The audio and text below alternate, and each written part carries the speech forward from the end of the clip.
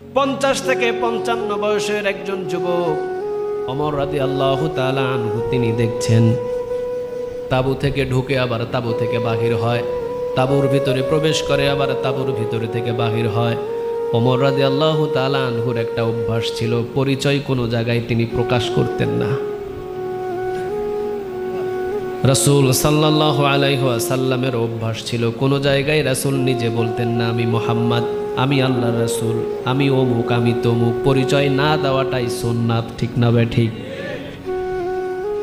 ওমর রাদিয়াল্লাহু তাআলা আনহু তিনি সামনে হাজির হয়ে, সামনে অগ্রসর হয়ে দেখলেন যে যুবক খুব একটা পেরেশান, ঘামন্ত ঝামন্ত ক্লান্ত শরীর, তাঁবুর ভিতরে প্রবেশ করে।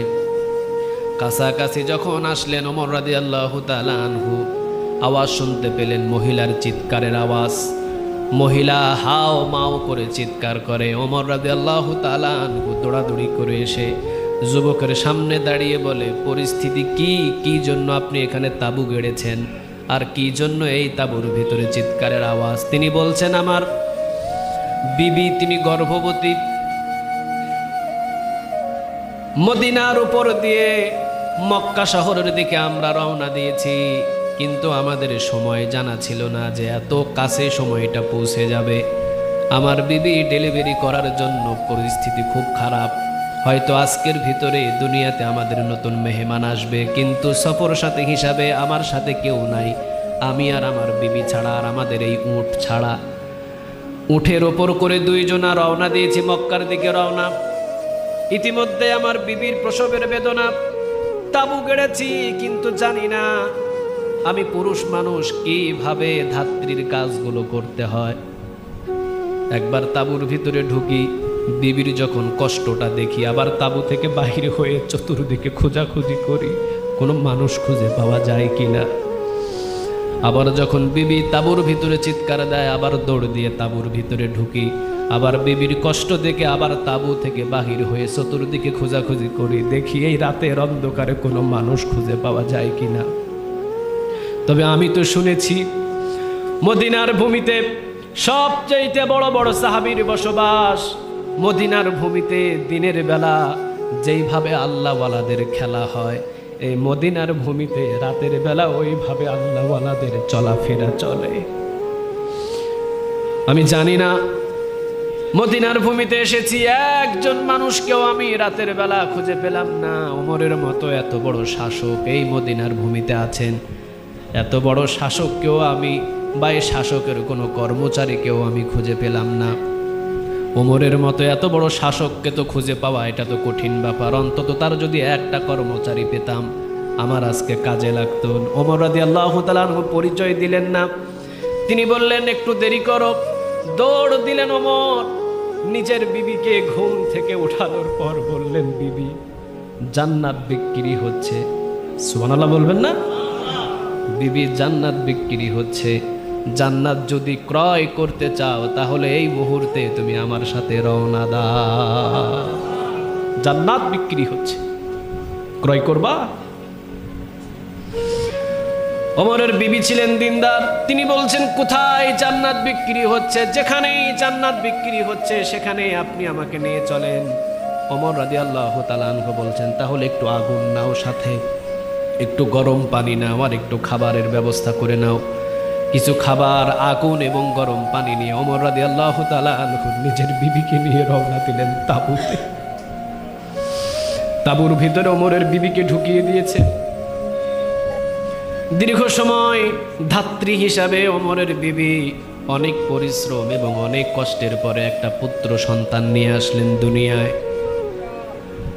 ওমর রাদিয়াল্লাহু তাআলা আনহু বাইরে দাঁড়ানো, মুসাফির ভাইটাও বাহিরে দাঁড়ানো। ওমরের বিবি বাহির থেকে ভিতর থেকে ওমর রাদিয়াল্লাহু তাআলা আনহুর নাম ধরে ডাক দিয়ে বললেন, আমিরুল মুমিনিন, আমিরুল মুমিনিন ওমর, আপনার ভাইকে আপনি সুসংবাদ দিয়ে দেন, আপনার ভাই একজন পুত্র সন্তানের বাবা হয়েছে। পুত্র সন্তানের বাবা হলে যতটুকু খুশি পেত, কিন্তু এই যুবকটা খুশি হয় নাই। যুবকটা যতটা খুশি হয়েছে যে সামনে ওমর দাঁড়িয়ে আছে।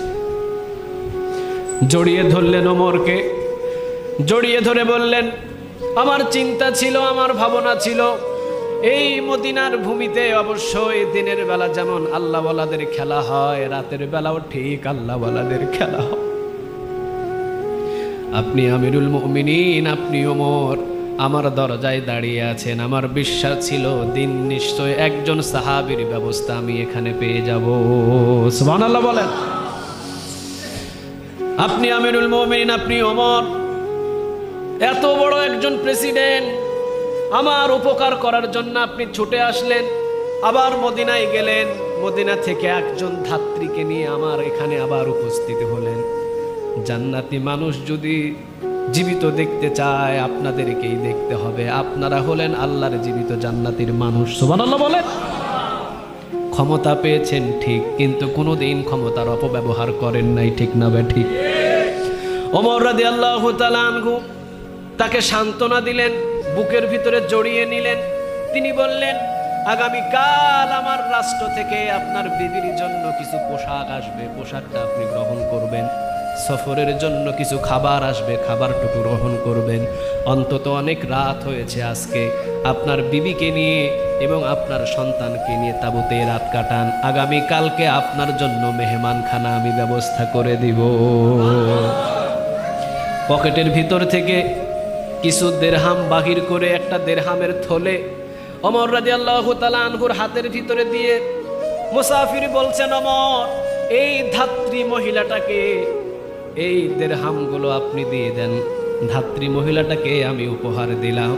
ওমর বলছেন, এটা কোনো ধাত্রী নয়, এটা হলো আল্লাহর বান্দি ওমরের স্ত্রী। সুবহানাল্লাহ বলেন। কোনো ধাত্রীকে নিয়ে আসি নাই আমি, কোনো ধাত্রীকে নিয়ে আসি নাই। মুমিন আর মুত্তাকি যখন কোনো জায়গায় বিপদে পড়ে, তখন কে সম্রাট, কে ক্ষমতাশীল আর কে রাষ্ট্রপ্রধান, আল্লাহ রাব্বুল আলামিন ওইটা দেখে না। আল্লাহ শুধু তাকিয়ে থাকেন ওই মুমিনকে রক্ষা করার জন্য, যে যাবে সেই জান্নাত ক্রয় করে ফেলবে। সুবহানাল্লাহ বলেন।